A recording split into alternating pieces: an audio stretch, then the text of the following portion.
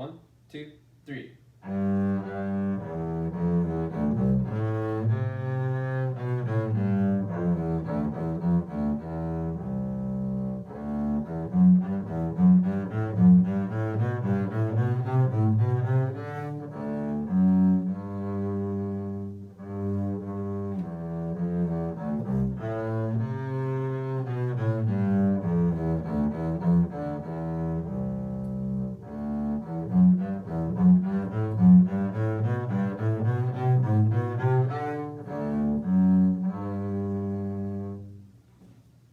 That's the Bourree for bass, for the symphonic material.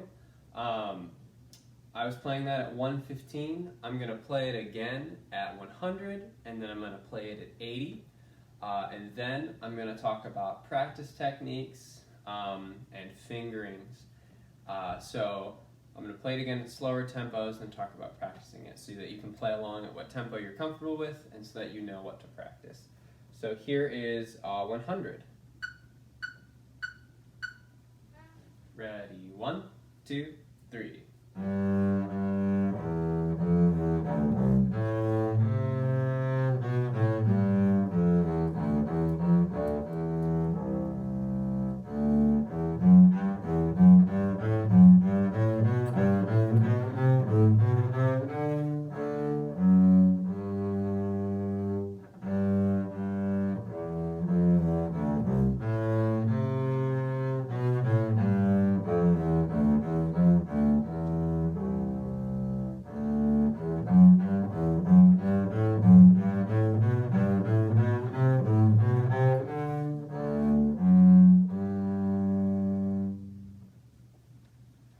Awesome.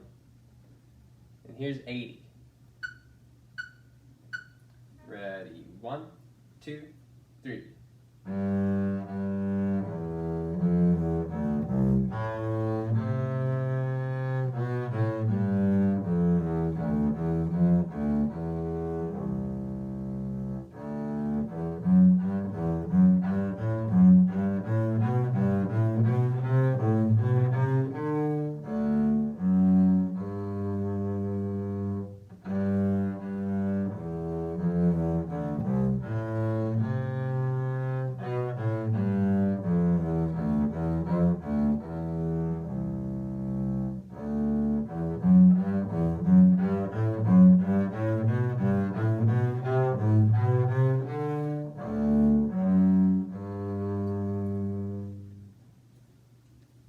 So let's talk about how you're going to practice the Bourree. First things first, there's some fingerings I want to clear up. If you watch through the video, you can pretty clearly see what I'm doing. But the places that I'm shifting are in the second measure. I'm just going from first finger A to fourth finger C natural.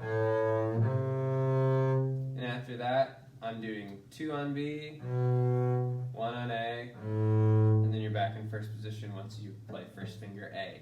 The other option is after you play fourth finger C, you can shift to fourth finger on B, and then you're back in first position. Either way, that's what you can do. And so second measure, everything's in first position then until you get to this 8th note run. In measure 6, after I play the A and the B, that A and that B in the middle of the measure, the next note is C natural. I shift in the third position and play C natural with first finger. I play the A with fourth finger on the D string. I shift back a half step and play B natural with first finger on the G string now. Second finger on C natural.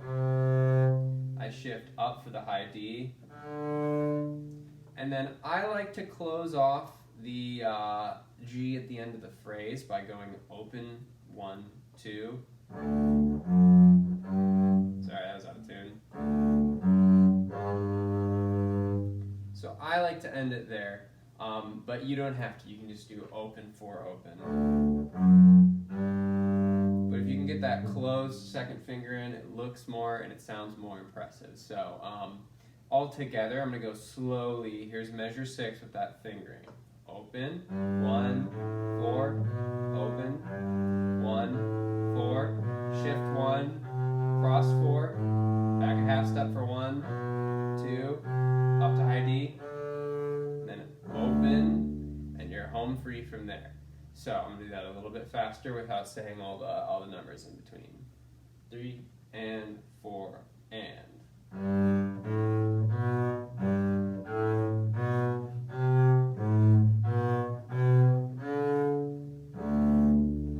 So, go through, practice that fingering, practicing 1, 4, 1, 4, 1, 2, 4, with those shifts in it. And once you get that consistently, I think that's going to be the toughest thing out of all of this, is just getting that fingering consistent and making sure it sounds smooth.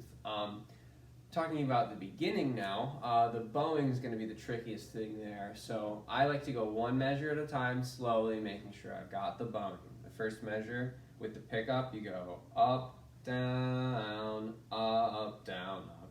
And that first measure there, catching the slur on beat 1 and 2 and the slur on beat 3. So I'm going to go slowly and just play the first measure. 1, 2, 3.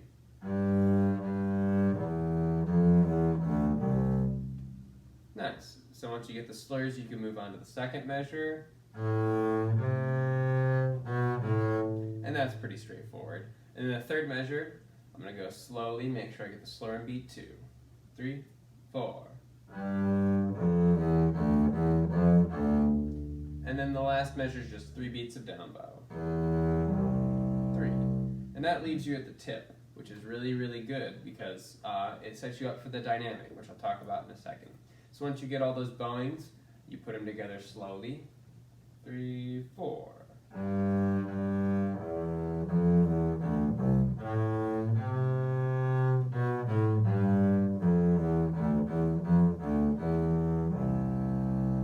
Alright, I got all of my slurs. So once you do that, and you're consistent, you're getting that shift up to C natural in tune, you're ready to move on.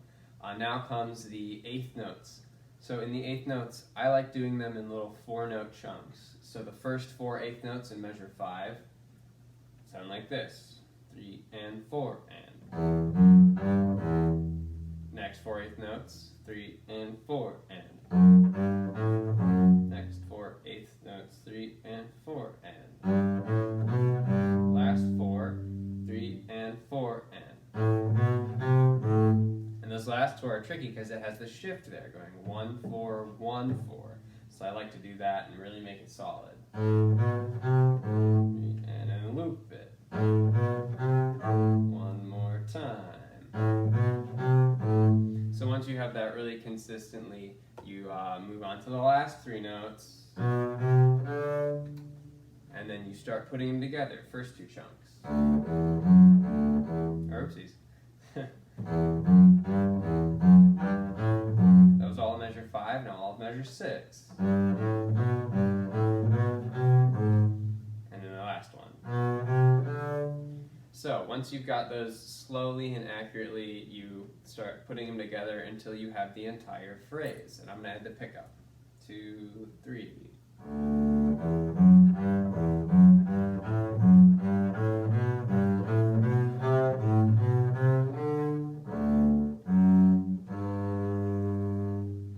And then once you have those first few measures with the slurs, those last couple measures with the eighth notes, the whole piece just repeats itself. So once you have the first 2 lines, you're set to go. Last step is kind of adding the extra stuff, the dynamics, the expressiveness, making sure you're playing connected, making sure you're following the crescendos. The crescendo in the first line goes to the C natural. It crescendos up to C natural, and then it comes back all the way to low C natural. So aiming for C's as you're starting and your ending points. So now I'm going to play the first line, and I'm really going to make a lot of work out of that crescendo there. 1, 2, 3.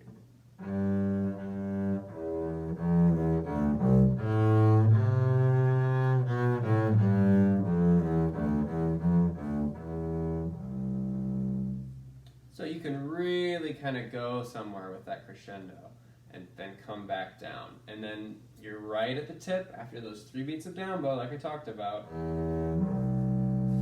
You're all the way at the tip, which is excellent because the next part's piano. So I like being all the way out here in my bow so I can start really soft.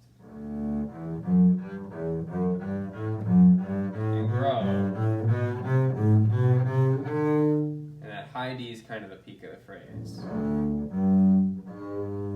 then you can kind of back off to the ending, because you don't need to just smack the ending in the face. That's kind of unnecessary. So grow to the D. Ooh,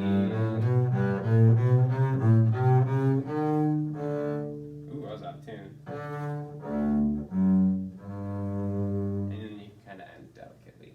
So if you're getting these shifts accurately, if you're playing these dynamics, it's going to sound really, really nice. You want to keep the bow smooth and connected. You don't want these eighth notes to be short.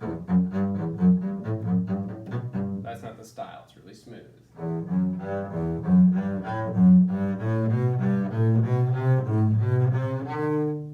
And you're going from there. So comments, send a remind, send an email if you have any questions or you want any other help with this. But yeah, have fun, good luck, and happy practicing.